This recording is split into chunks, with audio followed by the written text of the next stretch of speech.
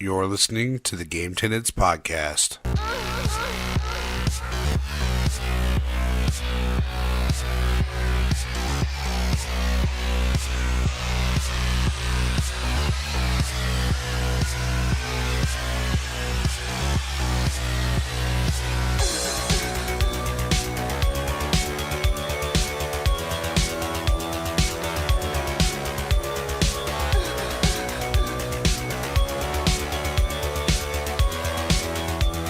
What's good, everybody? Welcome to the Game Tenants Podcast, the failed adventures of two gamers and their quest for Gamecast stardom. This is episode 41, and I am one of your hosts, Church of the Game Grinder, as always joined by my excellent co-host, Jason from Corpse Flood Gaming. This is kind of a milestone episode, as this is the roughly 2-year anniversary of the Game Tenants Podcast.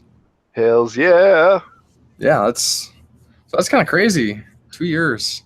Put the drinks up. Of course, huge thanks to everybody who has been listening, whether it's been one episode or 41 episodes. I appreciate all the support you've given us. I do as well. Yes. I've only been part of a small part of the journey, but it's been awesome so far anyway. Yeah, glad to have you on board. And Living the dream. I was once but a listener. Now I'm part of it. Right?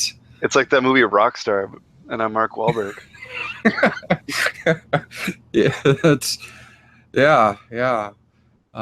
Joining this shit show, but yeah, 41 episodes. That's kind of crazy. Like I see the episode number, every time we do it, but it never really sinks in until we really think about it. It's like, wow, it's crazy. A lot. Almost as long as I've been doing the YouTube, but then again, the podcast started only a few months after. I think it was 5 months after I started doing YouTube. Right on.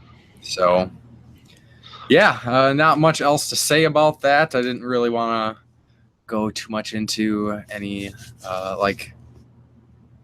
look backs or anything. I just wanted to mention 2 years. Whoop-de-doo. This episode's actually all a clip episode, just like it's highlights. Your favorite moments, gags and goofs. Oh, right on. This is gonna be a lazy one. All right, guys. It was nice talking to you. Have a good one. Yeah. So, I guess with that said, then we will jump into community comments. So, we are just gonna cover a couple comments, or the comments that we got for the last episode of the podcast, and get right to it. So, first comment was from BioPhoenix. Yoko Taro is a lot like Suda51, where he's now finally getting recognition, where Suda has been fairly popular for a while now, but it's nice to see more batshit crazy games that are not normal. And I totally agree. And basically we were talking about Nier Automata and Yoko Taro and some of the aspects that he does uniquely, and Suda51 is definitely another oddball game designer. Gotta love the oddballs. That's where you get the innovations. Yeah, and just unique stories, and they actually try to mix things up or do something different. They don't always deliver. I've played a few Suda games, like some things about them, didn't like some things about them. But I'm definitely planning on playing more of his games. There's still a few in my backlog I haven't gotten to yet. Yes. Yeah. And then he gave me a suggestion when I was talking about my next pickup video, how I thought it was going to be really big, to split it up in like a retro modern video. But I think now, I've actually sat down and kind of looked at what I haven't talked about, and I think it will fit probably in one video. I just can't ramble too much like I usually do. I got this. Good game. I got this. Haven't played it. I got this. Looks good. Yeah. Just rapid fire like 60 games off. Yeah. There's a lot of people that do that. I might have to do that. Yeah. Yeah, because Jesus. You got episodes upon episodes of backlogs. Well, I'm starting to get back to it, so it's actually I've got some Gears moving. I think pretty soon I'm gonna be. Everyone's like probably going, yeah, right. Yeah, right. I heard that 5 episodes ago, Yeah. which is a good 3 months ago. Right. Yeah. But So then I guess on to the next comment. Black Metal Gamer says, get the definitive edition of Killer Instinct to get all 3 seasons, all characters, and 2 codes for the arcade ports of original Killer Instinct 1 and 2. I might have to do that. They did have it at Walmart for a bit, but I think I missed out on it. It was like full price, and usually I wait till a bunch of things go in like the cheap bin. But I seemed to sell before that, so that was unfortunate because it didn't move, and all of a sudden like all the copies were gone. So Interesting. and that was while I still worked there, so I doubt it went on sale and I didn't see it because I kept on top of that. I still keep on top of that, and I don't work there. Yeah, and that's a pretty good deal, for whatever it was going for, even $60. You get the game, you get the classic games, Hell yeah! all the characters and everything. That's I was pretty nice. I was just being cheap. Yeah.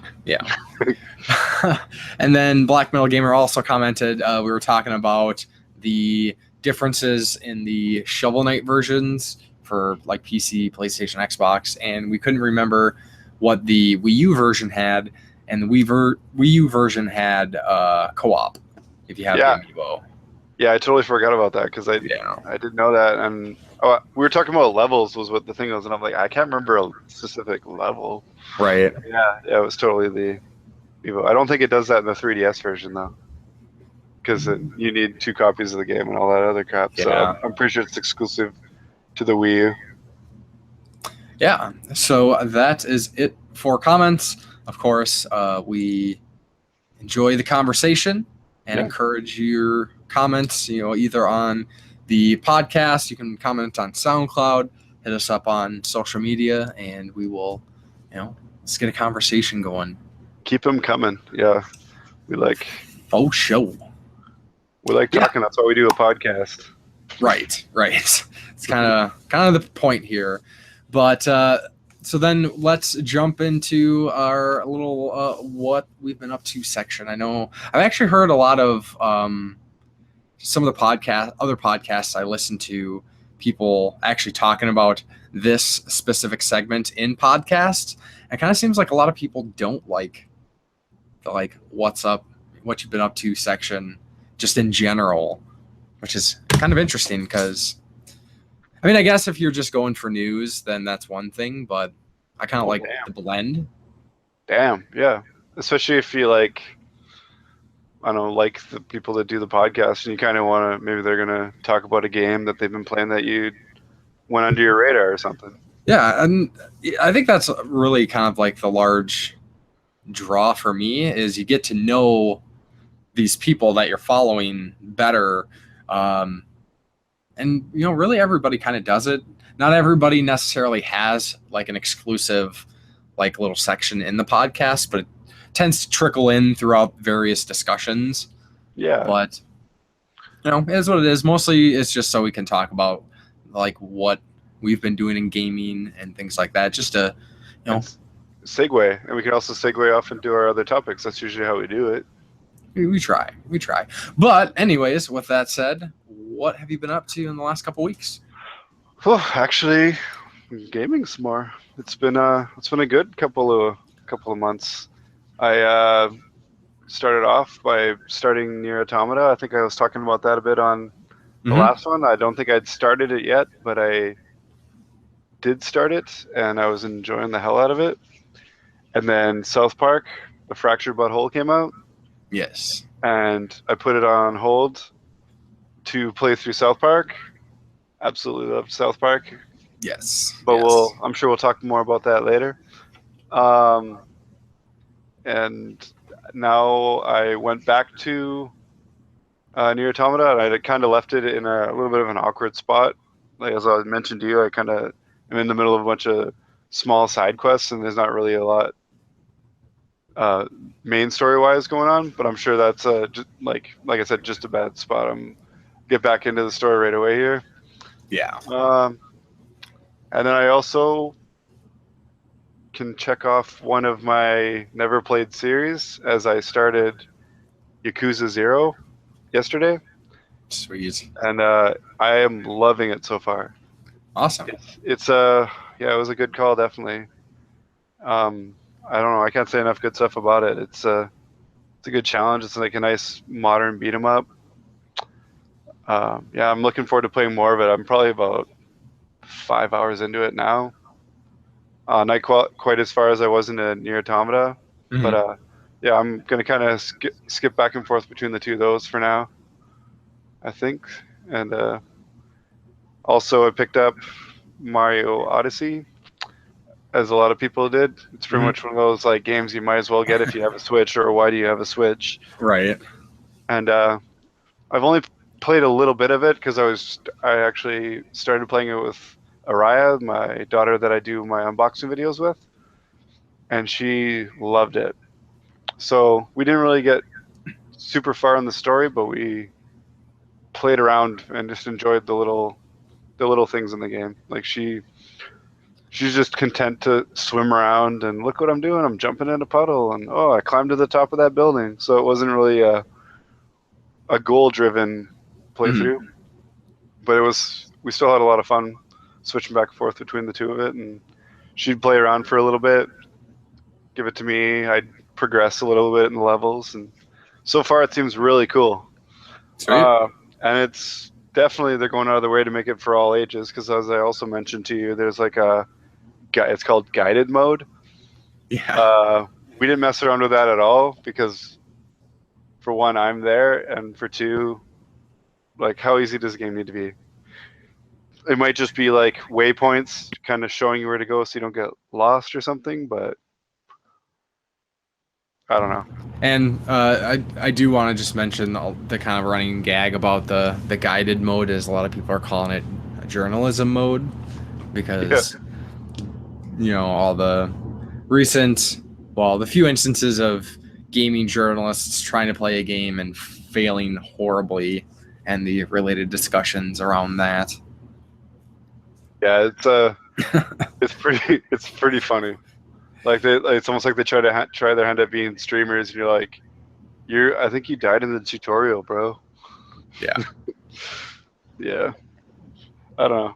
It's it's something that I'm like, I don't know if like my younger daughter wanted to play it, I might turn it on for her or whatever. But from what we've played so far, I don't see it being really hard to get. I mean, it's a Mario game. Yeah, like how much easier does it have to be? if you want just no challenge, might as well just watch a Let's Play. Basically, it'd be the same thing. Yeah, so I'm not sure how that is. I can't give any opinion on it other than I think it's a bit too much. But as far as the rest of the game goes, so far we're loving it. It's hitting all the marks it needs to. It's feeling very Mario 64. Yeah, I've heard a lot of people say that. So that's good. That's what I want. Being one of my favorite Mario games. Like I said, I haven't gotten actually pumped for a Mario game probably since the Thousand Year Door came out. And that's just because I liked the first Paper Mario. But, you weren't hyped for Galaxy? No, not really. Good game, but yeah, they don't. I don't know. They just didn't seem. That game didn't seem as on par with. Like I think I like Sunshine more, and more than that, I like Mario 64. A lot of people hold that as like a milestone, like they kind of stand up all 3D platformers against it. It's like the benchmark or something, I guess. Yeah, I guess. And a lot of people, and I mean, not everyone's going to agree on that, but right. But especially in a Mario game, oh, is it as good as this? Is it good? You always gonna hear Mario 64 like. Yeah, like that's what a lot of people were thinking 3D World was going to be like. Oh, is it going to be like Mario 64? Whereas it was closer to like a 3D Super Mario World. Right. Which sounds amazing. It was pretty good. I enjoyed it, but it didn't have the depth of even Super Mario World. So it was, it was a fun game. You could play with a couple people. That was probably the biggest draw to it, but yeah, super easy. Yeah, so I'm looking forward to playing more of that, and the other two games I mentioned. Those are kind of what I've got on the go right now. Nice. And what have you been up to? What have you been playing? So as mentioned last time, and you mentioned it too, South Park, of course, came out a couple weeks ago, and I have played through that, and we will talk about South Park a little bit later here because I think we both have plenty to say about it. And I just finished South Park the other day, and I was like kind of trying to figure out what I was going to play. Of course, a lot of people have heard there is a new Bubsy game that nobody asked for, but I decided to start playing Bubsy: The Woolies Strike Back. And I've mentioned this before. I mentioned this in videos and on the podcast that I don't understand all the hate for the Bubsy game. Of course, Bubsy 3D, not a good game by any means. But the first two Bubsy games were always, they're games, nothing great. Maybe a little bit of nostalgia for me, as they are games that I had when I was younger. Enjoyed them enough. Back then, as far as I'm concerned, when I got a game, I made the most of it. You didn't really think too much about the flaws because unless they were glaring and you couldn't actually enjoy the game, no matter how hard you right. tried. But there wasn't too many of those. Yeah, there, and so far I'll say, it's not great. It's kind of what you'd expect. It's still it's Still a 2.5D side scroller collectathon game. Controls are really good. That was one of the big complaints of the older Bubsy games, is they had kind of loose controls, although the first one not so much, but 2 was a little worse, and then 3D was shit show. But controls are tight. Game's not terribly difficult, which is what it is, but I will say that so I've only played probably like 2.5 hours so far, and I've gone through like 10 or 12 levels, I think.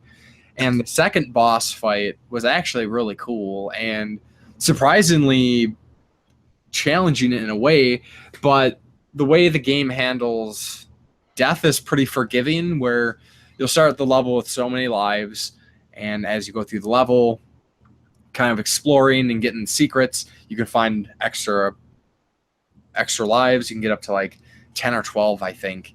And when you die, you immediately restart at the next checkpoint, like very minimal downtime, and then you just continue on. And with boss fights, they have health bars, take so many hits. I want to say it's like 5 or 6 hits so far for the 2 bosses that I fought. And if you do a couple hits of damage and you die, you just start right back at the boss fight immediately, but their health is down and they continue on, like if they had like progressing attack cycles, they just kind of start off where you died, which is kind of cool. Makes it a little bit easier, but yeah, it sounds like it's just, you can actually just chip away at it, and there's not really a lot of punishment. Yeah. Or can you run out of lives? You can run out of lives, and then you get a game over, and you just have to start the fight again or start the level again. And Okay. So far I could say it's much like the originals. It's not a bad game. I'm enjoying it enough to continue playing it.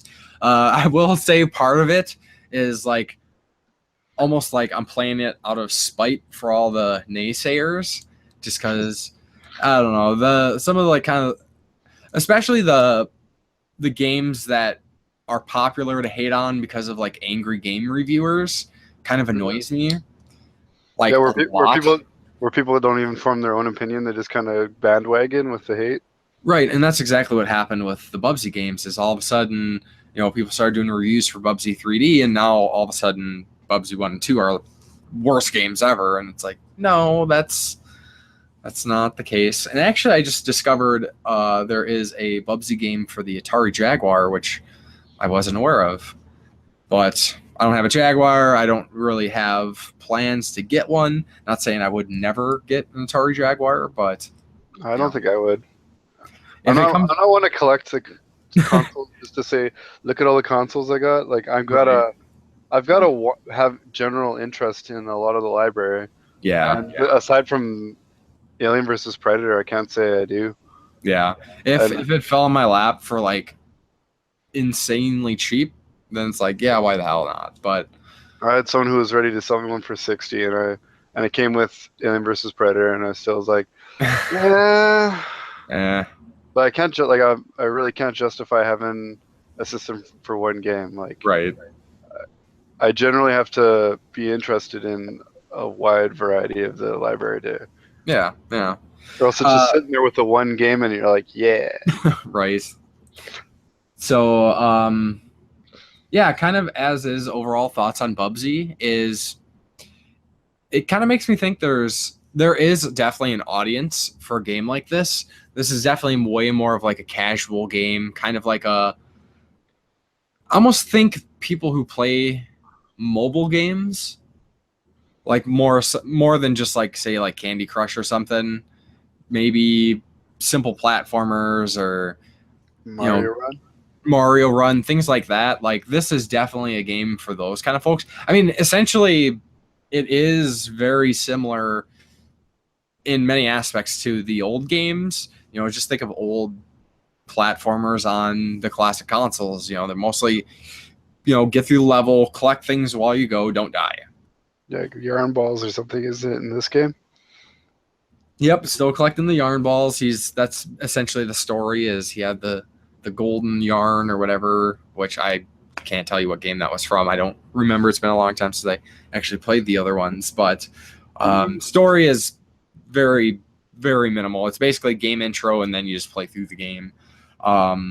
If the game's fun enough, you don't really need that much story. Look at 90% of old games that weren't RPGs. Like, oh, they got my girlfriend. Okay, let's play the game. Yeah. I gotta get my girlfriend back. Okay.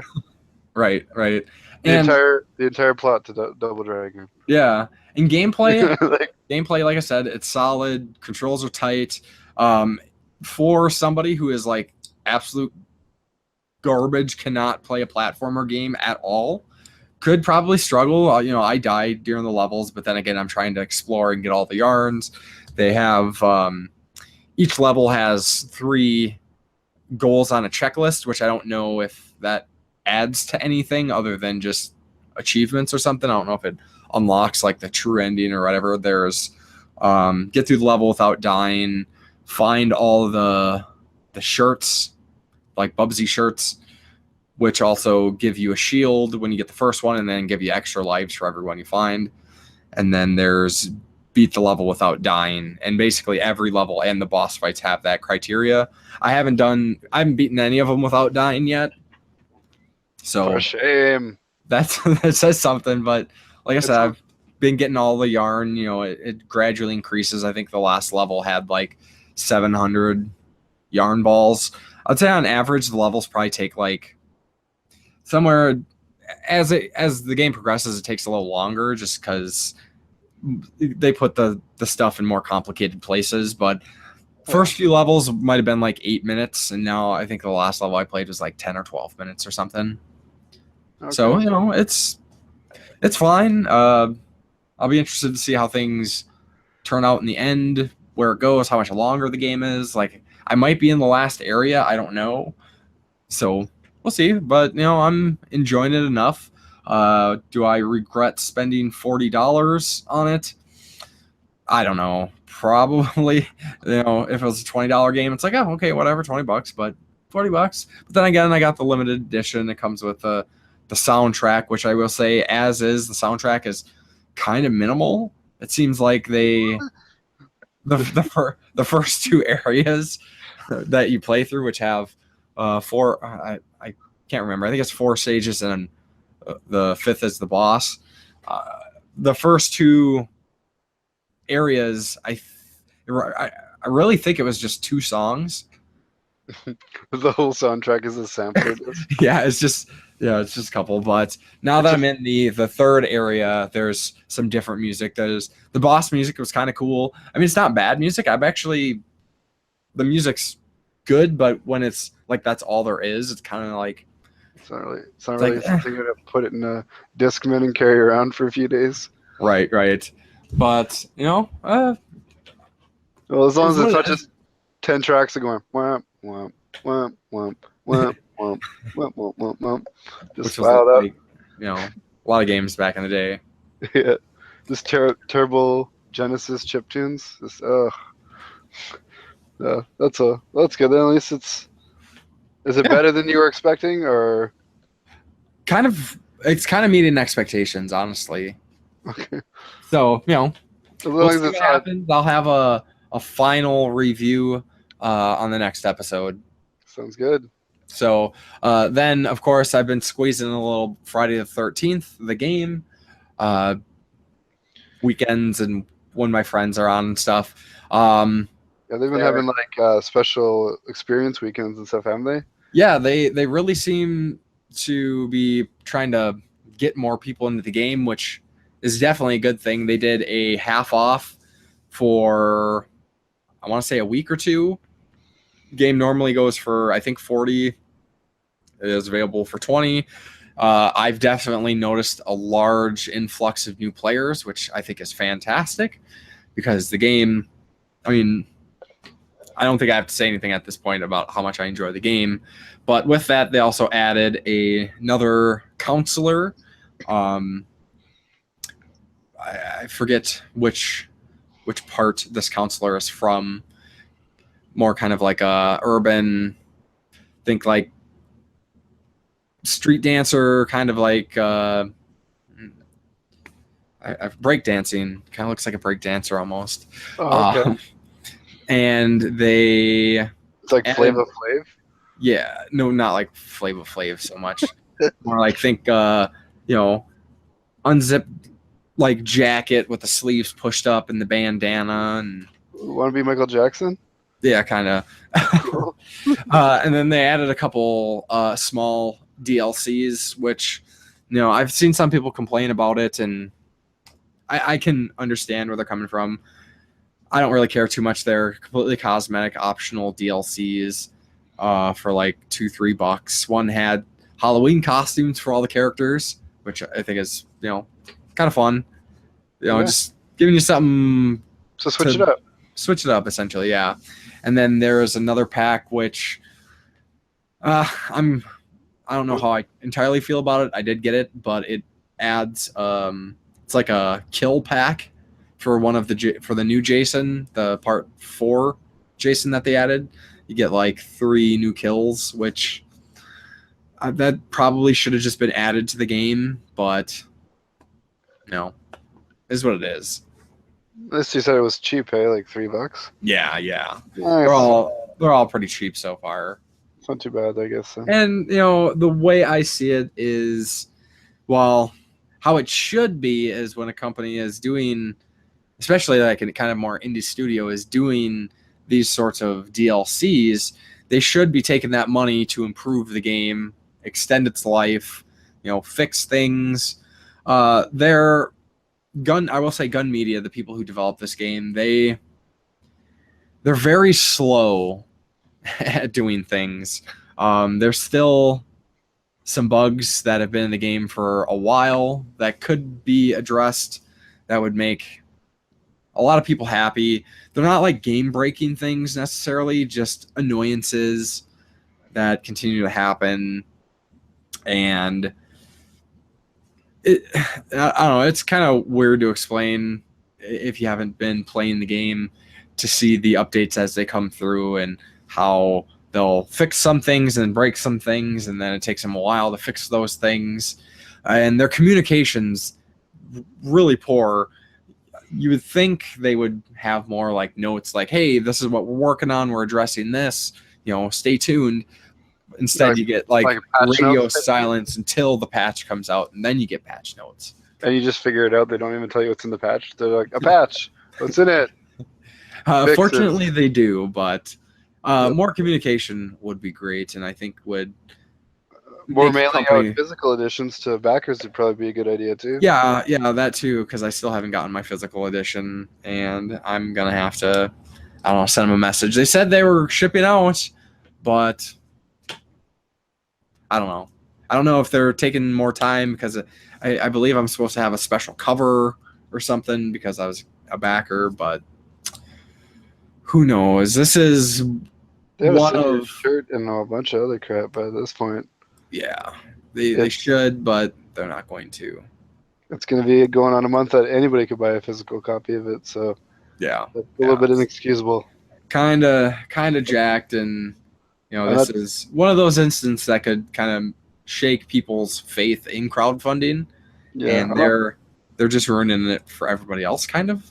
Yeah, I'm not trying to rub salt in the wound or anything. I'm not even affected by it, and it just seems shitty to me. Yeah. And then more so because you pointed it out, I didn't even notice. I'm sure I would have at some point, but as of the last episode of the podcast, I will have to say rest in peace, my Shantae streak, which essentially was my mention of something Shantae for many, many episodes of the podcast. And I totally spaced it last episode just because really there wasn't much to talk about. So that is that. I will remember you. I'm sure at some point things will we'll get a little bit more Shantae news, but I think things are kind of starting to die out at this point. There'll be some more updates to the game coming, and I'm sure we'll see some more fun things in the future. But I will keep you all updated because I know everybody just loves to hear about Shantae. Yeah, for sure. Hey, well, should we start on our topics now? Yes, let's do that. And I think we should talk about some South Park. I loved it. Yes, so South Park Fractured But Whole, the follow-up to South Park Stick of Truth. Spoilers is the question here. Are we going to have spoilers? Potential? Well, Proceed with caution? Proceed with caution, but we're going to try not to tell anything that's Yeah. story ruining. We're not going to be like, oh man, dead ending, though. Yeah. Like that, but it's maybe small. If you are spoiled easily on a game, just proceed with caution. Yeah. So I guess we can just kind of maybe mention the basis of the story real quick. Yeah. Well, they go from in the last game they were Lord of the Rings type old school RPG characters, and this one they've moved on to superheroes. It still ties into the old game, which is I think really well done. Yeah. The way they kind of play it off. Reference back to it, and they have like like Cartman's backyard is still the base. I forget what it was called. Koopa Keep or whatever. Yeah, Koopa Keep. That's still there, and little things like that. And like in the kids' rooms, there's still like their shields and stuff from playing Lord of the Rings guys or whatever they called it. Yeah. Medieval heroes. Yeah, and essentially where things kind of go is there's like recent crime sprees, quote unquote crime sprees going on. Cats are disappearing, and Coon and friends and the Freedom Pals are there to figure it out. Yeah, they're trying to boost their franchises. They want to make movie franchises like basically Marvel and DC. And apparently at the start, before the game actually starts, they kind of get in a fight about their franchises, and then they branch off into the two teams that are trying to make their franchises work. Yeah, and they're trying to rush rush actually in the to last episodes. Raise funds for their specifically with one of the missing cats, Scrambles. I think they're going to get $100 reward, and they believe that is what it takes for them to get their franchise. And the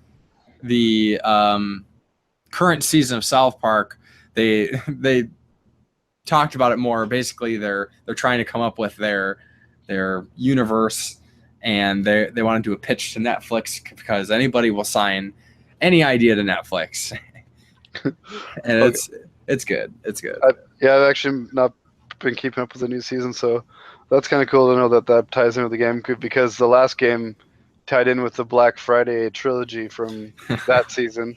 Yep. So I was sure that it would, but yeah, I'm looking forward to checking those out. I usually wait till the season's over, or the half season, or however they do it.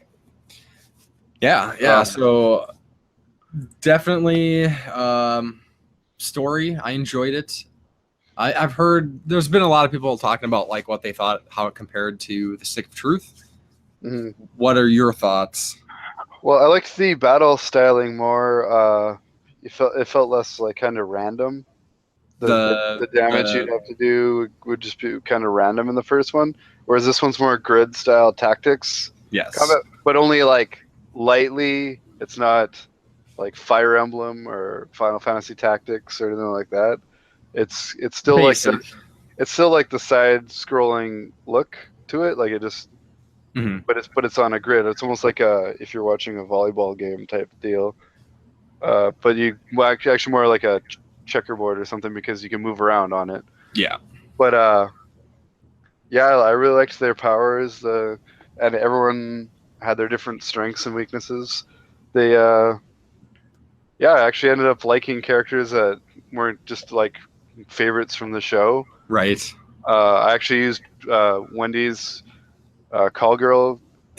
She was always in my team. Always. Me too. I wonder how many people made that choice. Just because her character was awesome, and her abilities were just like super useful. Yeah, the one where she could like target someone anywhere on the board. Phone destroyer. Yeah, like nobody else had something like that I noticed anyway.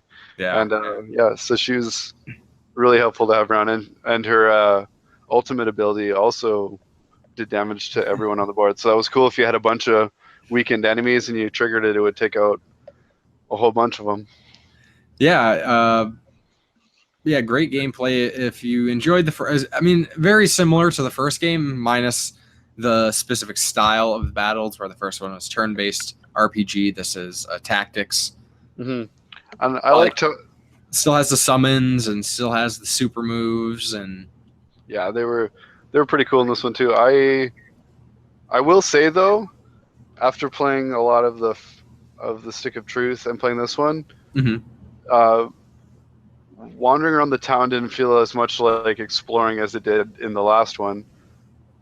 The town, within the town limits itself, it kind of felt kind of samey after a little while. Yeah, after you seen how things changed since the last game, like in the community center or when you were in the, there's a couple different venues that weren't in the last game, and the outside of the map was a lot different. But I found the actual town limits were kind of samey, and that was yeah, mostly. I'm just my main same. complaint would be like if they make a third game.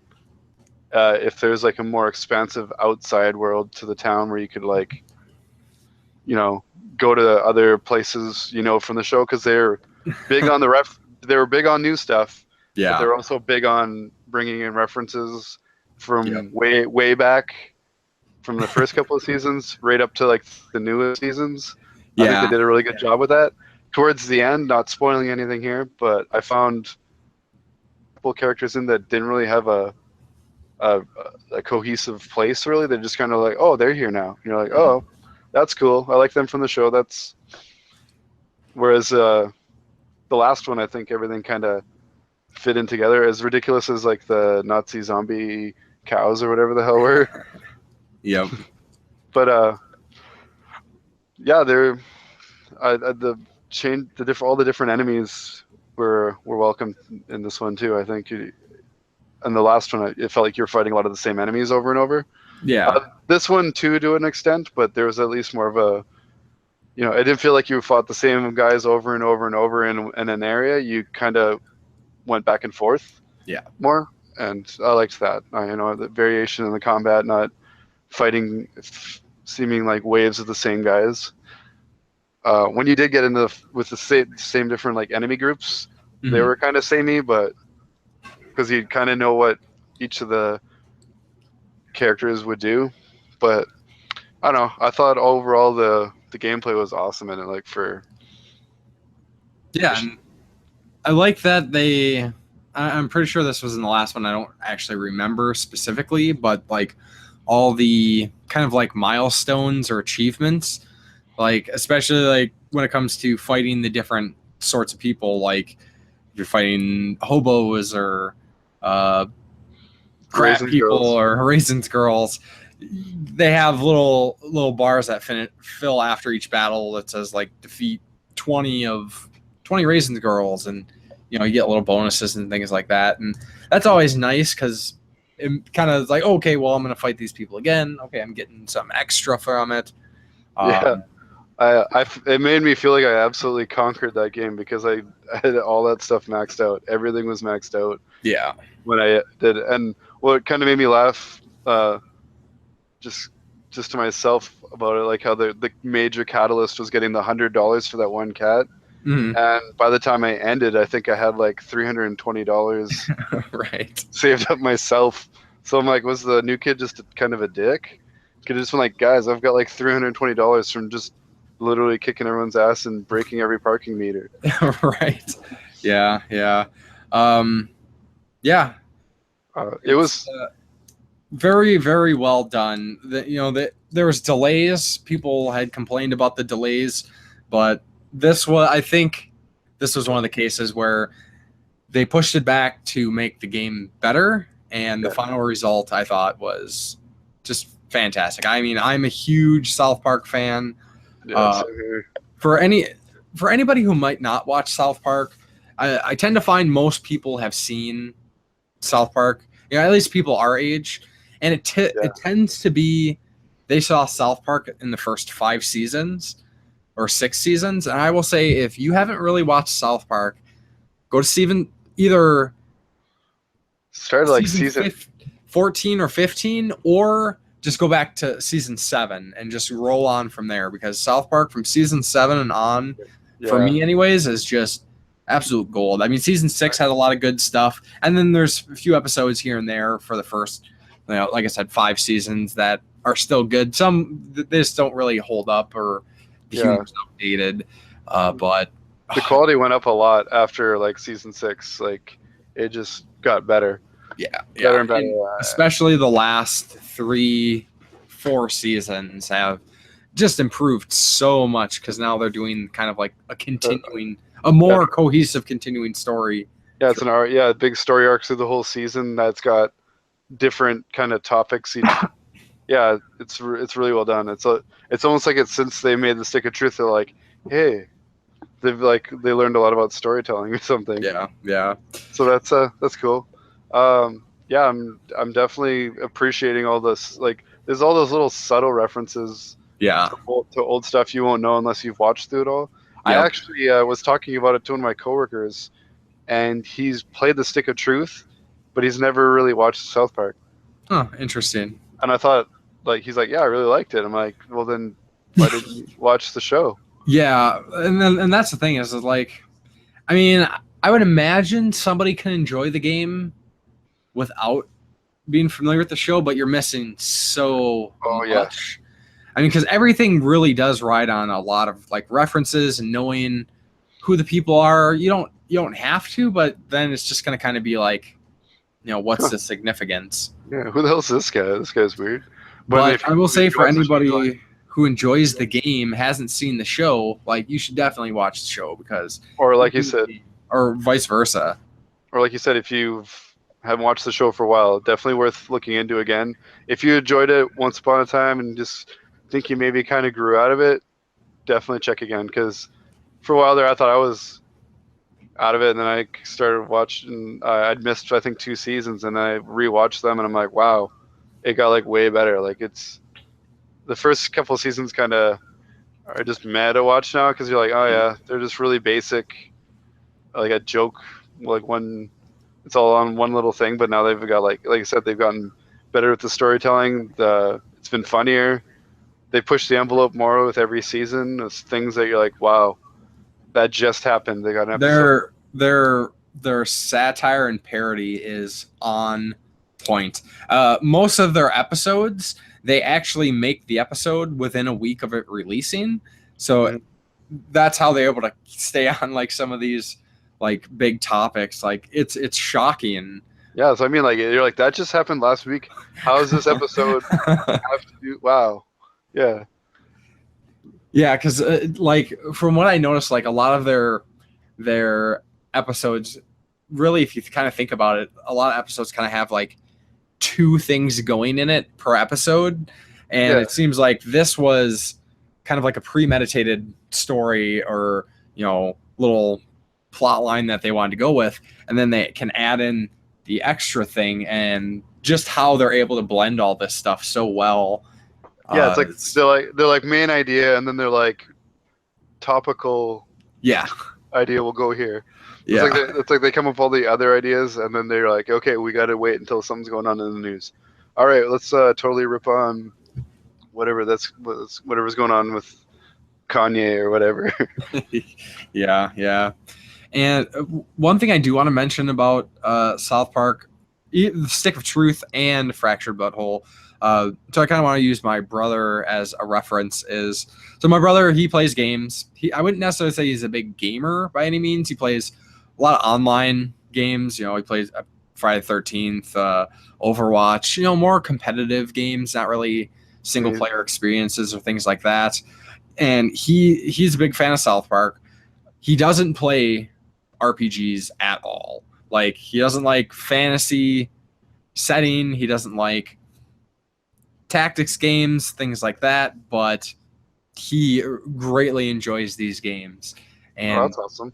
That's worth mentioning to those who be like, well, I don't like tactics games. And sure, that's a big chunk of the gameplay, but I think it's very accessible. Yeah, it's super accessible. Like, I played it on the master difficulty. Apparently, it's supposed to be the hardest you can get, and I died once the entire game. Not saying I've got killer skills or anything. Like, it wasn't. I don't know. If you've got decent planning skills, you're pretty much good to go. It was challenging in a couple areas, but as long as you know how to, manage your healing and your abilities and make your best team for what you're about to fight, you're pretty much good to go. It lets you select a new team right as you go into a fight too. So if you're like, oh crap, I'm fighting these guys, you can switch out your team right there, like before you hit A or X to start, and change up like your costume. You can change your artifacts, which kind of give you bonuses right before every single battle. Super nice, super convenient. And what I really liked is like they I think they must play enough RPGs that they know like how much it just sucks when you're stuck with one class. Yeah. Or like, two classes. By the end of the game, you could just choose a power from any class. Yeah, it's pretty great. So you can mix and match your moves. That's one thing I really like, because that's one thing that's really frustrating. Yes. One of the games, you're like, I want to have two-handed attacks, but I don't want to be anything else. I don't want to be a thief character. I want to be like a barbarian or something. This one, it kind of totally plays to that and lets you play with it. I love it. Hilarious, so well made, super enjoyable, very creative. I mean, Matt Stone, Trey Parker can always come up with these craziest situations. People are kind of wondering about like the shock factor, and there's a couple really good moments that really make you wonder how they got away with this. Yeah, well, always find a way. They have that warning at the beginning that all the stuff is imitated poorly, so they can say and do anything that they like. Yeah. Like So, they better watch out for that. They better TM that, or else I'm sure your country's president will start putting that before everything he says. yeah, It seems to work for them. I'm gonna start doing that. right. So yeah, I mean, I think both of us say Good game. must play. Yeah, I definitely recommend it, especially if you're a fan of the show, and maybe even if you're not, if you're just kind of curious. It's a good. It's not super in depth of an RPG where you need to be like really good at those kind of games. If you just kind of like beat 'em ups, even it's close enough to that, like that you can make your way through it if you're not like a huge RPG fan. For sure.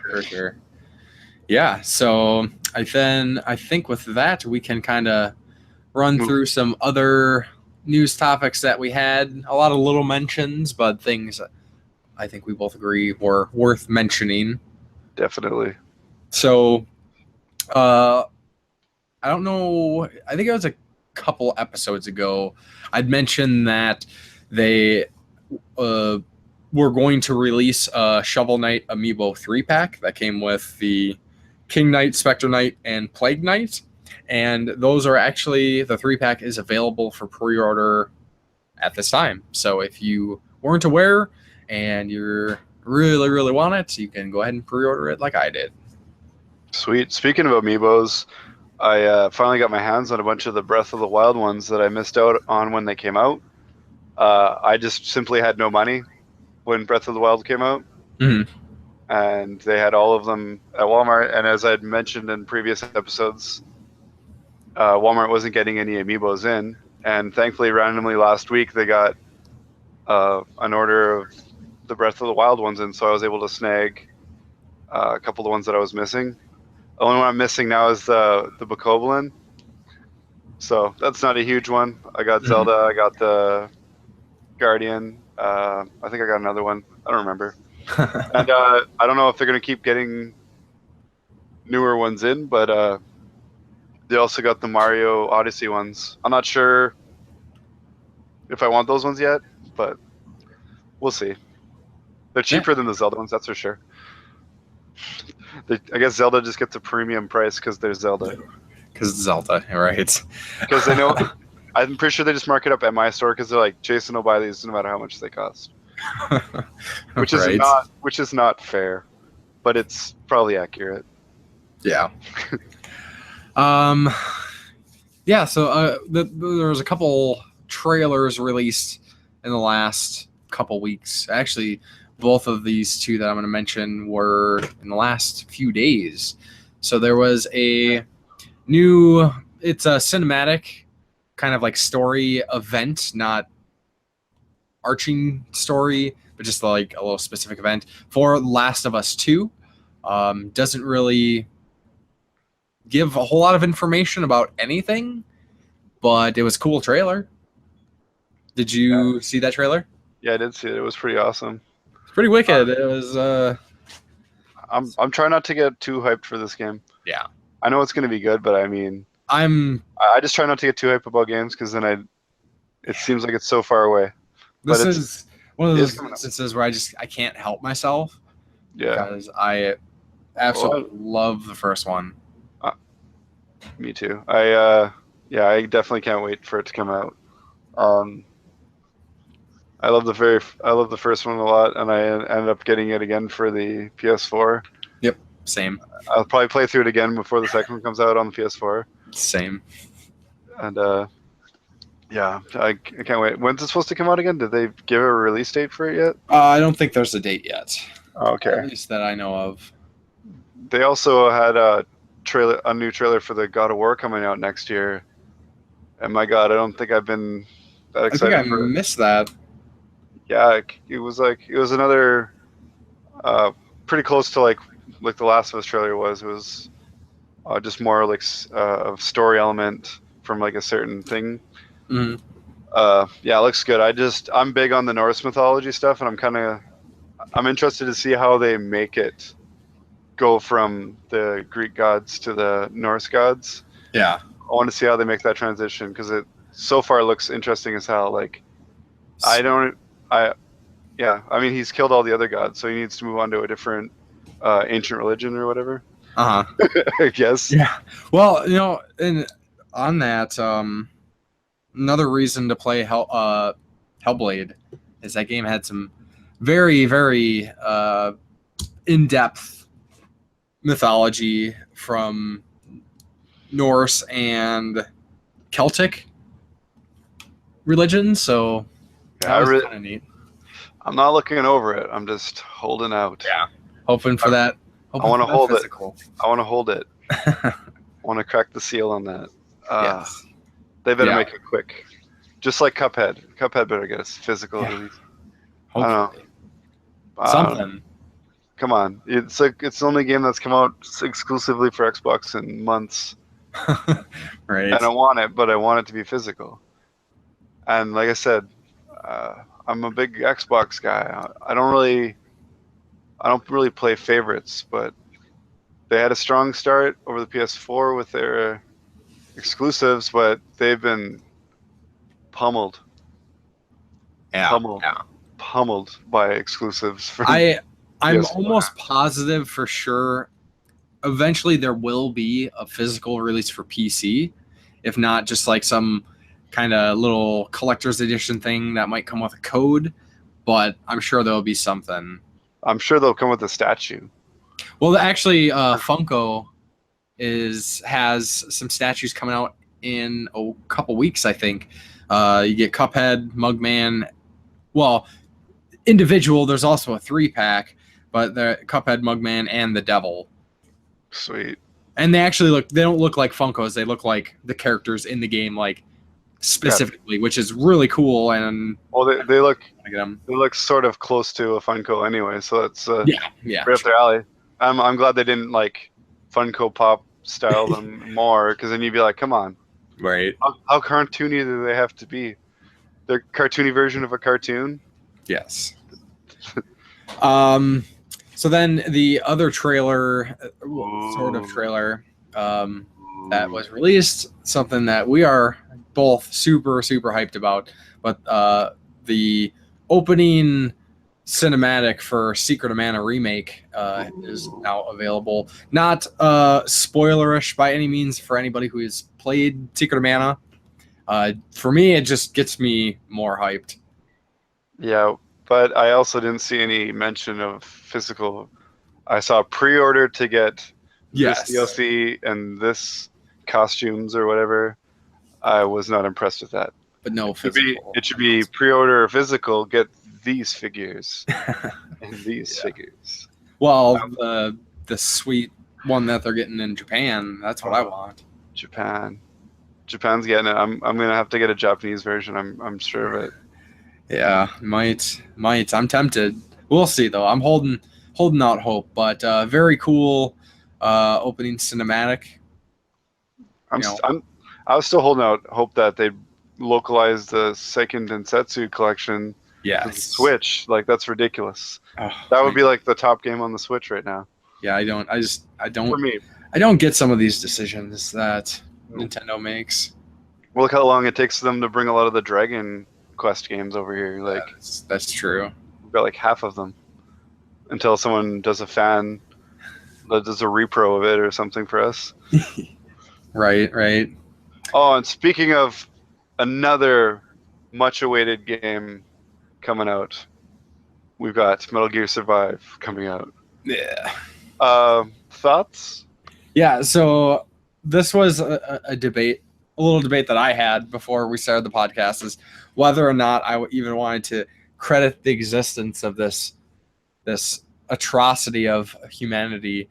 But more so, I just wanted to mention Metal Gear Survive so I can kind of remind people and encourage people, do not play this game. Don't buy it. Don't buy it used. Don't look in its general direction. Don't watch people reviewing. Anybody who's giving this game attention, like, don't give those people attention. So if your favorite YouTuber does a review of this, do not watch it. Don't support it. Fuck this shit. And mostly I just wanted to mention Metal Gear Survive because Konami is going hardcore with sponsored posts on social media right now. And so I keep getting these advertisements on Facebook for Metal Gear Survive from Konami and from the Metal Gear Solid Facebook page. And every single time I just put not so nice comment about the game, either saying some not so nice things to Konami themselves or not so nice things to about Metal Gear Survive being the piece of garbage. Yeah. We just needed your thoughts on that. Thank you very much, sir. Yes. Yes. One announcement for a game that I'm super excited for. It's actually something that's been available digitally for quite a while. But the company Hats Production, who made the game Oregon Trail, and I have a hard time differentiating the two words. So back in the day, 90s, 80s, whatever, we had the game Oregon Trail, the classic game of Western pioneering in the United States and going on the Oregon Trail. Everybody's familiar with it. This is the Oregon, like intestines, guts trail, which is kind of like basically a zombie version of it. And very cool game. Awesome soundtrack. I got it digitally some years ago, but apparently there will be a limited run release at some point. News hasn't been released yet about when it's coming up, but Hats Production just said, I think it was today, that keep an eye out for it. So that is definitely something I'm stoked for. They should have gone with Oregon Trail, don't you think? The Oregon Entrails. More metal. Yeah. But for anybody who hasn't played it, and you want to check it out, it's not a super expensive game. I think it's pretty cheap on Steam. I don't actually know if it's on consoles digitally. I've never seen it. But Oregon, when I say that, Organ, as in, like I said, intestines and things like that. Think zombies. Cats. Yes. Very cool. And then a not so cool mention that I just wanted to give a little mention out. I know the series is dead at this point, but stands as a huge piece of my gaming history. The voice actor from Half-Life 2, who did the voice for Eli Vance, the main scientist that you're working with throughout the game, Robert, I don't know how to say his last name, Gillumi. I'm sorry. I don't know how to pronounce your last name, but he has passed away. So that's unfortunate. It's never cool when someone, especially someone integral, dies. That's part of a cool project like that. And, wasn't really too familiar with what else he's done. If he's a game voice actor, I'm sure I've heard him in other things. But of course, Half-Life being one of my favorite game series, and Half-Life 2 being such an awesome game for me anyways, and Eli Vance being a pivotal character, it's definitely saddening. Yeah, definitely.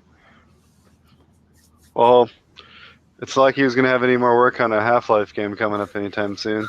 Yeah, that like I said, I'm pretty sure at this point that series is completely done, and it's a shame, but it is what it is. And I guess that just happens sometimes with little indie games that have no following. Yeah, right. That apparently nobody cares about if the story's ended or not. Yeah. Yeah. So what else? So you had a couple things here. Well, there was another game that when they were releasing all the trailers at the PlayStation Paris thing, whatever it was called, that game Ghosts of Tsushima. That looked. Did you see anything on that? I haven't seen anything on it. I saw some mentions about it. Read a couple things. Okay. I need more info about it. It's the next game from the developer Sucker Punch. It's a open world game from the feudal Japan era, and it's like an open world samurai game. Yeah, and I think there's actually, I thought there was maybe something more to it, like wasn't there like maybe future tech or something that augmentation? Maybe I'm thinking of something else. But wasn't there some like angle to it? Something like that, yeah. It's hard to really explain. It's almost like it almost seemed like a feudal Japan steampunkish, Yeah. steampunking kind of deal. That's the impression I got from it anyway. I've only seen a little bit on it, but it seemed pretty interesting. That's something I'm going to keep my eye on for sure. Yeah. Other couple little things we had written down here, that the Switch has added GameCube controller support, which is sounds like something little, but it's actually pretty big. I'm not sure if you can use the GameCube controller for like all the games, or if it's just going to be kind of like it was on the Wii U, where you could play Smash Bros and stuff like that with it. I'm hoping it's more than that. I'm hoping you can play a multitude of games with it, because it's pretty, I don't know, that's one of the most loved Nintendo controllers for sure. Yeah. So And I have seen that the Wavebird does work as well. awesome. Yeah, those are awesome, because wires suck and wires go to shit pretty easily, especially when you're playing some Smash Bros. Yeah. Yanking the controllers around. For sure.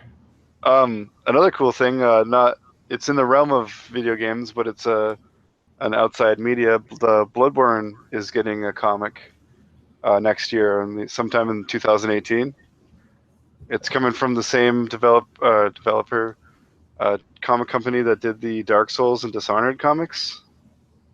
Yeah, which I had, like I said, I had no idea that those were comics. Which I am disappointed that I didn't know that. I'm disappointed too. I don't even know how to feel anymore. And I do stop in comic shops once in a while. I don't ever buy comics anymore, but a lot of these places will sell like video games or action figures and stuff. And I glance, and I'm surprised I've never noticed them before. Maybe I just didn't notice them. The comic shops will surprise you. You'll think, oh, there's a couple of cool little fancy things in here, and then you're walking out with a giant box of stuff. Yeah. You spend all the money you got. At least that's my experience. That's typically why I don't buy comics anymore, because then it's like, oh, here's a backlog series that I was missing 20 issues for. Now I don't have any money. Exactly. That's why I've unfortunately, for the most part, just had to buy graphic novels to get a whole story arc of stuff. Because in the older comics, like I'm talking like 80s and back, you could get you could get a whole story in one comic. You could just pick up that one comic out of the middle of the pile and read that story.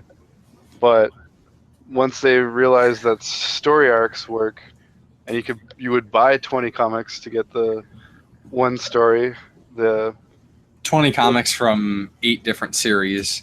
Oh yeah. You want to know what that happens to Batman? You better buy Catwoman number 86. Like, why? Right. I don't even care.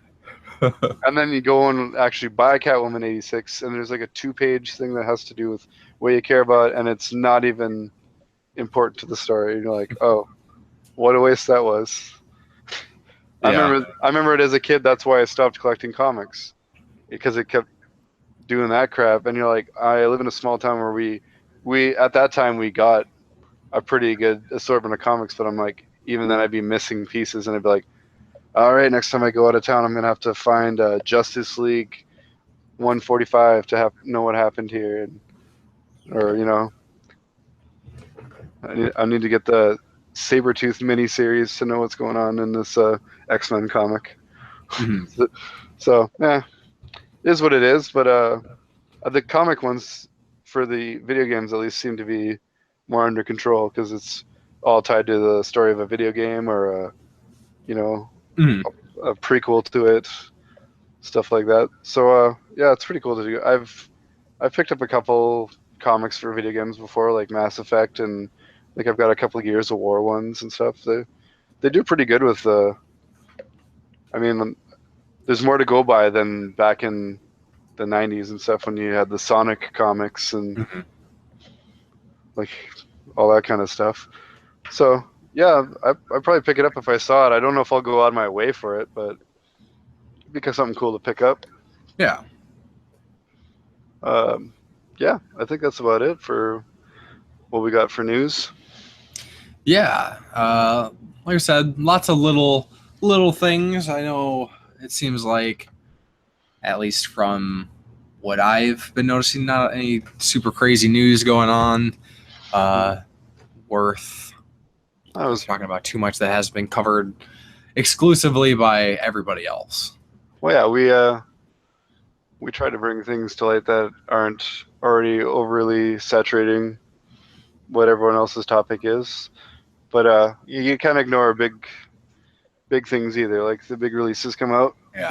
Those were big news a couple months ago that they were coming out. So that's probably why there's not a lot going on right now, because it's getting into the holiday season. That's when everything that we've been getting hyped for is coming out. Like I said, October is a terrible month every year. Yeah. October, November. I'm just thankful that my birthday is right before Christmas. Like my birthday is a week after Halloween, and then Christmas. So I've got like 2 chances to hopefully help me lighten the load of the games I have to buy. Maybe someone will like me enough to buy one for me.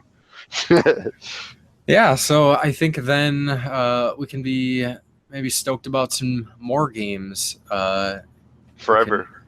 Talk about a couple notable releases for upcoming games here in the next couple weeks. Hells yeah.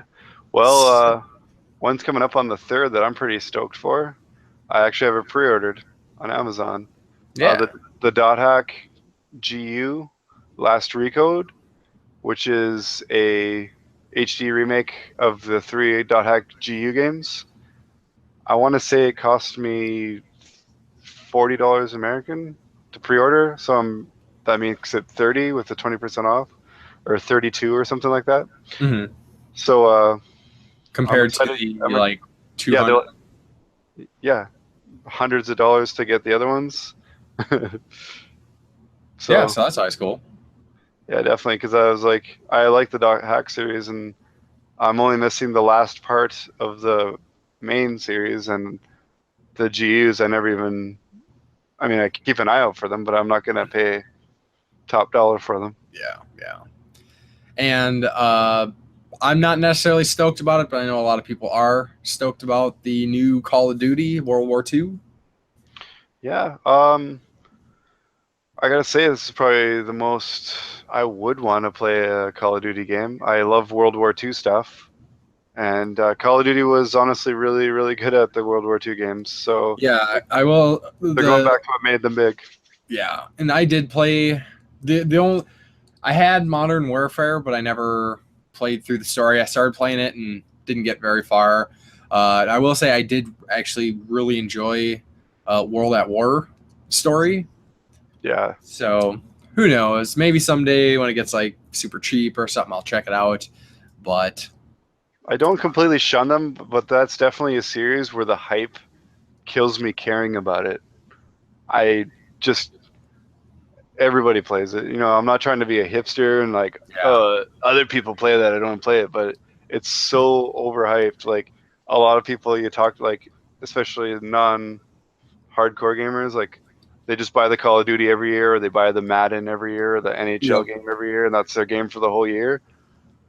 I can't even be in a conversation where they're talking about, oh, you like games? Oh, and then they start talking about their KD on Call of Duty and stuff. And you're like, I don't care, man. I'm not impressed. And like, I've always liked playing the campaigns in those games. Mm-hmm. I think I beat all of them up until every single one up till Black Ops. I think I played half of Modern Warfare 3, and I played Advanced Warfare through. I enjoyed that and thought, oh, maybe I've been missing something. Made the mistake of going back and playing Ghosts and going, no, I definitely didn't miss anything. But I know that's like a low point of the series besides Infinite Warfare. My friend insisted I try Infinite Warfare, lent it to me about 5 months ago. I'm looking at it right now. It hasn't moved. It's under a bunch of wires. I can still see the corner of the case. I should give that back to him before it gets lost. But yeah, they're good at what they do, but it's just it's too much of the same thing every year. So anyway, on to games we actually care about. Yeah, Neo is getting a PC release, and I know a lot of people were looking forward to that. I got a couple friends that are going to be playing that. I do want to play it, but when I get it, I'll probably just get it for the PS4. Yeah, I might as well. The Horizon Zero Dawn is getting the Frozen Wilds expansion on the 7th too. Yes. And also that same day, Sonic Forces is out. I guess they're pushing their luck. People like Sonic Mania, so they're pumping out another Sonic game like 2 months later to hopefully catch that hype. Maybe build the Sonic Empire again. I don't know what they're trying to do with that. Also, a big release for Microsoft. The Xbox One X comes out on the 7th. Yeah. Maybe they should make some games. That'd be also cool to come out with that. Well, you do have Super Lucky's Tale coming out on the same day. Yeah. Which looks pretty cool. Yeah, that could be cool. And then the following week, we got Doom coming out on the Switch. I will be buying that. I think it'd be cool to play Doom on the go. Yeah, why not? Yeah. And then that Mario Party game that we kind of ripped on. Yeah. Is also coming out that day. The pointless Mario Party game that's not a Mario Party game. The Mario Party clip show. Yeah, that isn't multiplayer unless you have. Yeah. I don't know how that works, if it's online or. With the 3DS, they're actually pretty good of not needing two copies of the game. As long as you've got another console, you can usually wireless play, so only one game is required. A lot of the 3DS games do that. That's definitely a good guy. That's a good guy Nintendo thing, because you're never gonna get a Xbox game that you've got one copy of it in the room with all your buddies. Okay, that's all you need. Yeah. Then what else do we have here? The following week, looks like we got the LA Noire remaster for the Switch, PS4, and Xbox. Did you play that game? I did play LA Noire for the PS3. I liked it. Ending was kind of but I enjoyed the game. It was unique. Kind of a different angle to what would normally be kind of like the GTA style, but this is way more grounded. Less, more real. Not open world. Yeah, it's very structured story. I will say a huge draw for me was how they handled the facial animation. Yeah, that was trying to read people's face, because it was actually like I don't know if it wasn't rotoscoping technology, but they did a really good job of scanning people's faces to make them look super real. These were the actual actors being these characters in the game, which is really cool. Yeah, I actually watched a documentary on it when they were putting out the developer docs before it came out, and I don't usually watch those, but those were so interesting for this game that I watched all of them. How they did it, watching the people act it out, and then watching that it was a side by side comparison with how it looked in the game. Mm-hmm. That was definitely a groundbreaking thing to bring into games. More games should use that, because some games still can't seem to get the lip movements right. Even it's 2017. That's slightly above Halo 2 current year lips. Yeah. So I get it. Some games are dubbed games from Japan and stuff, so those get a bit of a pass. But right, thankfully, Yakuza is from Japan, and they just speak Japanese with subtitles. So yeah, the voices, the match up with the mouths, so that's good. And to top it off for the next week, after that, or the same week as LA Noire, Star Wars Battlefront 2 comes out, and I am hype. That's probably the most excited I am for a game coming up. I'm hoping to get everything I felt was missing from the first one. Mm-hmm. I still really liked the first one, and I felt complaints were fair, but people were pretty hard on it, calling it a shitty game. Yeah. I didn't think it was shitty in any way, but it definitely didn't live up to all expectations. But it was like a lot of people were like saying, "Oh, yeah, it's like the most beautiful tech demo," but that's about it. Well, because they like butchered out all the actual content for DLC packages and Yeah, that was pretty season bunk. pass, and The funny thing is, it was like the most expensive season pass, but now they're giving all of that away for free. yeah, I'm sure they got their money though. Oh yeah, they always do. Yeah. So, then I guess with that said, we could probably move into our closing segment here and just kind of mention what we got going on in the next couple weeks. Gaming plans. What are you going to be playing? Probably what you already mentioned, I would imagine. Yeah, I don't think there's anything else big I'll be playing or starting before then. I'm hoping, because Nier is going to take a long time, and according to BMG, the Black Metal Gamer, I've been talking to him a bit about the Yakuza games. Since I expressed my interest in them, we've been just kind of messaging about it, and he says, yeah, don't rush on the Yakuza, it's a long game. So I was like, all right. So I'll just take... Nier will probably take 40-ish hours, I would say. Okay. Yeah, I think this Maybe a little less. It'll be about the same for Yakuza, so I'll play back and forth between those two pretty exclusively, and I think with starting Mario with Araya, I think that's going to be a kind of like an R game deal, so I'll pretty much only be playing that when I'm playing with her, unless there's like a long part just to finish it off so we can move to a different area kind of thing. Yeah. But any story parts I'm going to save for us, and we can play through that together, so Sweet. I'm looking forward to that. Yeah, that's about all I got planned for gaming. And hopefully, like I said, I started work on some potential videos coming out. Sweet. So hopefully I'll be making a YouTube return soon. Yeah. I'm trying to do the same thing. Actually, as of the time of recording this podcast, last night, for days I had planned that was my night. I was going to sit down. I was going to do some video stuff, kind of start to get the ball rolling again to some extent. Decided instead that I would delay that and watch an anime film with my fiance, which was so good. I don't really want to get into it, but if anybody has heard of a film called Your Name, definitely watch it. It is fantastic. No, I saw the trailer you posted. You said it wasn't a very good trailer, but Trailer was definitely not for sure watch a good it. trailer. I would say if you like anime, or if you like really My good wife- stories and good, animation. Like shoujo or whatever it's called. No, It's not that kind of. It's not like. no. It's Not mushy?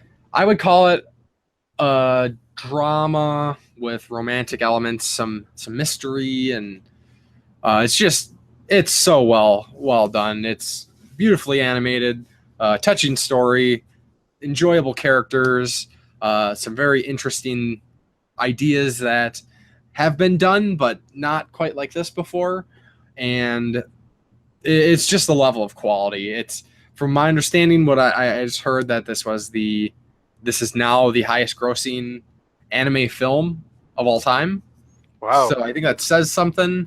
That's pretty weird. I've never even heard of it until you mentioned it today on Facebook. Yeah, it's not I think next week it is being released in the US. I think they did English dubs for the American release. Personally, I tend not to watch English dubs if I don't have to anymore. What's that company that does really terrible ones? I don't know, but there is one that my wife detests. Like, oh no, they released it. Yeah, we'll just watch it with subtitles. Yeah. Like- But it's if you do a little Google foo, you can find it online and watch it with subtitles, which is what I did, and hopefully you enjoy it. But yeah, because I did that, pushed off my video stuff. So my plan is tomorrow, or at least the time of recording this, I'm going to start doing some video stuff. Hopefully get some things going here soon. Besides that, I'm going to be wrapping up Bubsy here. And then I'm actually, for once, I'm not sure exactly what I'm going to play next. You should get a bunch of potentials and then do like a randomized draw. Yeah, or a poll or a randomizer. That's how I think about doing things sometimes. I'm sure it will be great, whatever I decide to go with. Absolutely. You got a big move going on too. Yeah. So I'm finally going to be starting to work on my game room this weekend. So hopefully it doesn't take me too long. I'm sure it's going to take 2 or 3 times as long as I expected. So I'm trying not to get my hopes up that I'll be moving my game room over, but I am super excited. Just got to do some painting and new baseboard and wall trim, and I'm going to need to get some more shelves, but I can finally get all the games that I've gotten in the past 5 months, I think, shelved and start pulling out some figures. And oh man, I'm super excited. I'm excited. Okay. And you were telling me it was going to take you 2 weeks max. 2 weeks. Let's see it happen. Yeah, we shall see. We shall see. So yeah. That's about it, I think. Yeah. So got some things coming up. We are busy. Yeah. So busy with business. So yeah, I'm definitely happy to have more time to kind of get back into my stuff that I've been sorely lacking time to do this with. So especially we're getting more consistent with the podcast. I think we kept our promise. Trying to. We're trying to try. Yes, and this week it happened, so I'm happy. Yeah. So and then I guess just kind of let people know how to get a hold of us, especially to leave us some comments. So of course, if you're listening to this on SoundCloud, you can look to your right. You'll find links to all of our stuff: YouTube, Facebook, Twitter for myself and Corpse Blood, as well as Surflin1. His information's up there as well. Of course, you can look us up on YouTube and Facebook and wherever. Main thing is we would love feedback, your comments, constructive or critical, or just throw us some ideas and let's get some conversations going. Or be random as hell. I don't care. Yeah, just throw it out there. Just anything to mention. Yes. It's cool. Even if you're a first-time listener, we just still want to hear from you. Yep, and I will say, without you, the listener, I don't think this podcast would have made it 2 years. You are definitely the driving factor here. So, again, I just want to say thanks for all the support, and hopefully everybody, I would think at this point you're enjoying the podcast, or unless you're just like listening out of pure animosity saying these guys are so dumb. What the hell are they talking about? One of these times, one of these guys is going to die on air, and I'm going to be here to hear it. Yeah. So maybe next week. Tune in. Yes. You'll have to find out. Same bat time, same bat channel. Yeah, I was trying to get a podcast spin on that, but it didn't quite work. But same Arkham Knight time, same Arkham Knight channel. There you go. Something like that. So I guess with that said, then, that will do it for this episode of the Game Tenants Podcast. So as always, thank you for listening, and we will talk to you next time. Arrivederci. Peace out.